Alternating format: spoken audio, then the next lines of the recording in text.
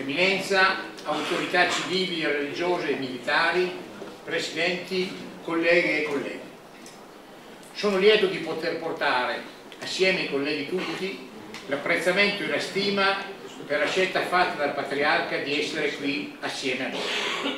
Eminenza, mi torna in mente il nostro primo incontro, del 3 marzo 2002, il giorno del suo ingresso a Venezia. Ero tra coloro che ebbero l'onore di accompagnarlo, prima in gondola e poi a piedi, tra i tantissimi fedeli che le rendevano omaggio. Lei disse che in situazioni particolarmente significative è importante che chi ti viene vicino per primo e chi ti accoglie porta anche la responsabilità di quel gesto bellissimo che va onorato nel tempo. Oggi il Patriarca di Venezia ed il Consiglio della Regione del Veneto onorano ancora una volta quel primo passo di avvicinamento e di condivisione e ne rinnovano la responsabilità. Colleghe e colleghi, siamo di fronte all'unico cardinale patriarca europeo, assieme a quello di Lisbona, pastore del Patriarcato di Venezia, che in poco più di un secolo ha dato all'umanità 3 papi. So di parlare al successore di Pio X, di Giovanni XXIII e di Giovanni Paolo I, ma qui vorrei umilmente rivolgermi al sacerdote ed al cittadino. Eminenza, negli anni le nostre istituzioni hanno condiviso l'interesse quotidiano verso la realtà sociale e politica che ci appartiene, soprattutto verso le fasce più deboli e bisognose, seminando e raccogliendo buoni frutti. E le parti politiche per le quali parlo si sono sforzate, oltre i contenuti, di recepire l'invito ai modi e alle forme più moderate del dialogo pubblico e mediatico. Ma in questo abbiamo ancora tanto da migliorare. Senza dubbio in quest'Aula si riverbera la condizione che ogni cittadino vive in ambiti privati e pubblici, precaria e travagliata. Stentiamo ad orientarci nei sistemi globali, finanziari, in questa società definita liquida, in quello che lei definisce un meticciato di civiltà e culture, di fine di riferimenti ideali e religiosi.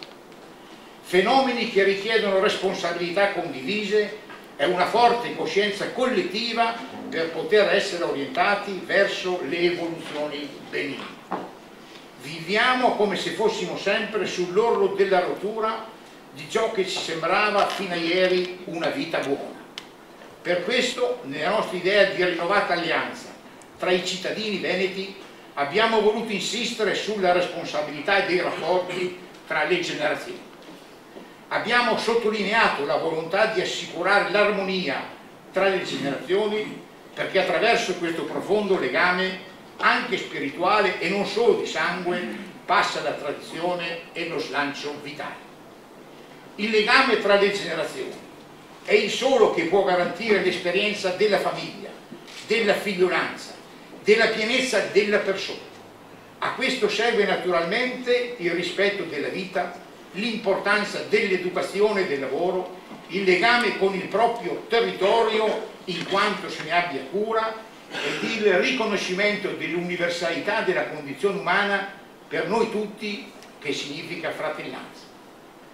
Diceva Alcide De Gasperi, un politico guarda alle prossime elezioni, uno statista guarda alla prossima generazione.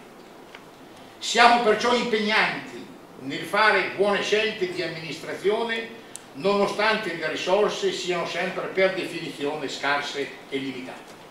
Lavoriamo per il bene comune, in definitiva esercitiamo la democrazia, mai perfetta ma sempre perfettiva, e intendiamo la separazione tra sfera temporale e sfera spirituale, nostra reciproca storica conquista, quale continua opportunità di dialogo.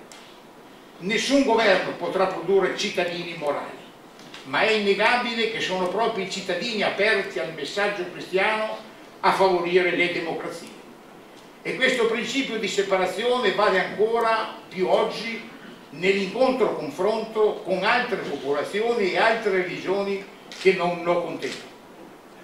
Condividiamo pienamente quanto lei scrive, che la nostra società ha bisogno di relazioni buone e pratiche virtuose.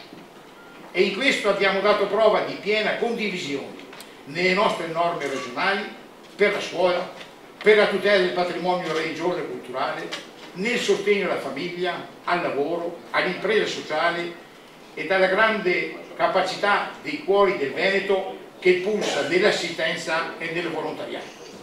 Pratiche virtuose che devono sempre più improntare una buona amministrazione. Il nostro impegno politico è sempre più per quell'uomo sociale che non cerca la politica per vivere, perché è già vivo, ma cerca la politica per costruirne una migliore.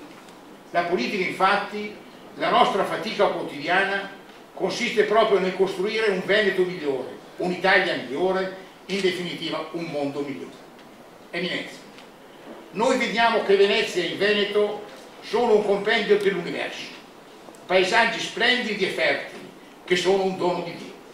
Qui l'animo spirituale e politico dei Veneti persegue il superamento dello scontro di classe e di razze, guardando piuttosto ai principi di sussidiarietà e solidarietà, che assieme alla libertà e alla dignità della persona sono parte fondante del patrimonio costitutivo del popolo veneto. Un popolo, come lei ha avuto modo di constatare, incardinato ai valori semplici di una vita buona, vissuta nei gesti di ogni giorno e nel rapporto con gli altri da dovunque arrivi. Grazie per questa sua visita pastorale, grazie per quello che lei vorrà poi trasmetterci attraverso la sua parola. Davvero grazie.